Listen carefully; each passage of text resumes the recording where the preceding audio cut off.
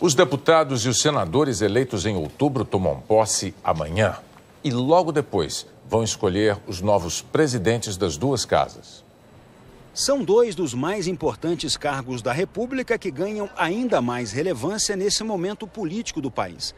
Na Câmara, foi um dia de muitas conversas e reuniões em busca de votos. Rodrigo Maia, do DEM, que tenta a reeleição, conseguiu o apoio de 15 partidos, entre eles o PSL, do presidente Jair Bolsonaro. Juntos somam 334 votos, mas ainda há outros 6 deputados na disputa pela presidência, alguns de partidos que apoiam Maia. Fábio Ramalho, do MDB, João Henrique Caldas, do PSB, Marcelo Freixo, do PSOL, Ricardo Barros, do PP, Marcel Van Hatten, do Novo e General Peternelli, do PSL. A eleição é por voto secreto. Já no Senado, há um movimento para fazer a eleição com o voto aberto. Foram várias reuniões durante o dia. É uma tentativa de enfraquecer a candidatura de Renan Calheiros. Teria mais chances de vencer a disputa para a presidência da casa se os senadores não forem obrigados a declarar o voto.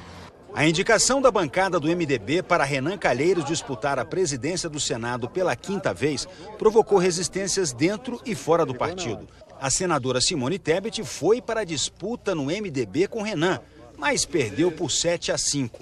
E depois de várias reuniões em que não houve acordo por uma candidatura única contra Renan Calheiros, 7 senadores se mantiveram na disputa. Álvaro Dias, do Podemos, Ângelo Coronel, do PSD, Davi Alcolumbre, do DEM, Espiridião Amin, do PP, Major Olímpio, do PSL, Regufe, que está sem partido, e Tasso Gereissati, do PSDB. No Senado, como na Câmara, a mesa diretora de cada casa tem ainda mais 10 cargos em disputa, 2 vice-presidências, 4 secretarias e 4 cargos de suplência, todos com direito a gabinete especial e funcionários.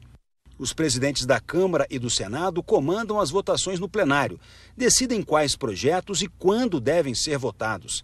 A regra vale também para os pacotes anticorrupção, que a sociedade espera ver aprovados e são considerados cruciais pelos investigadores da Lava Jato. Se eles não forem pautados, não serão discutidos. Se eles não forem discutidos e aprovados, nós continuaremos por muito tempo revelando, fase após fase, novos escândalos de corrupção.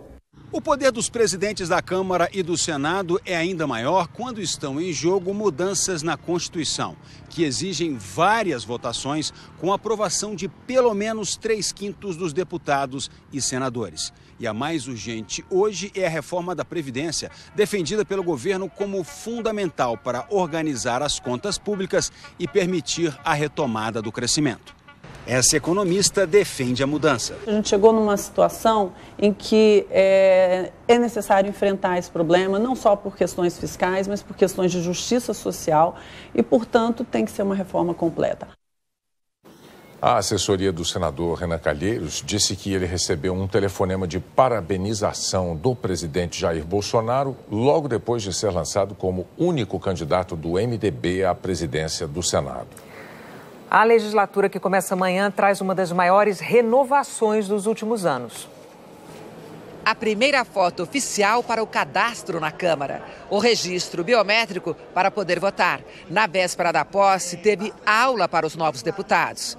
Eu realmente não venho da vida pública, né? Eu venho da iniciativa privada. Então, para mim, está sendo uma grande experiência. E para nenhum deputado novo se perder, tem até fita adesiva no chão para indicar os caminhos. Em 2014, o PSL, partido do presidente Jair Bolsonaro, elegeu um deputado. Hoje, a bancada tem 52 e 47 deles nunca tiveram mandato na Câmara. É o partido com mais parlamentares em primeiro mandato. O Major Vitor Hugo é um deles. Servidor da Câmara, mas sem experiência no parlamento. Vai ser o líder do governo, um cargo estratégico para aprovar os projetos de interesse do Planalto. Eu não tenho realmente experiência parlamentar, mas eu estou aqui na Câmara dos Deputados há 4 anos, tenho experiência legislativa. A Câmara teve a maior renovação em mais de 30 anos, 48%. Dos 513 deputados eleitos, 244 vão ocupar essas cadeiras pela primeira vez. Mas mesmo entre eles, muitos não são assim tão novatos. Já têm muita experiência política. Mais da metade desse grupo de novatos na Câmara já teve atuação em outros poderes. São ex-senadores, ex-governadores, ex-deputados estaduais e distritais, ex-prefeitos e ex-secretários, como o deputado João Campos, do PSB, ex-secretário do governo de Pernambuco, filho do ex-governador, ministro e candidato a presidente Eduardo Campos e bisneto do também ex-governador Miguel Arraes. Nós não podemos negar a política. A política é um instrumento necessário para o bom funcionamento de qualquer sociedade. O que nós devemos questionar é a forma de se fazer política, que muitas vezes vem sendo feita de maneira equivocada.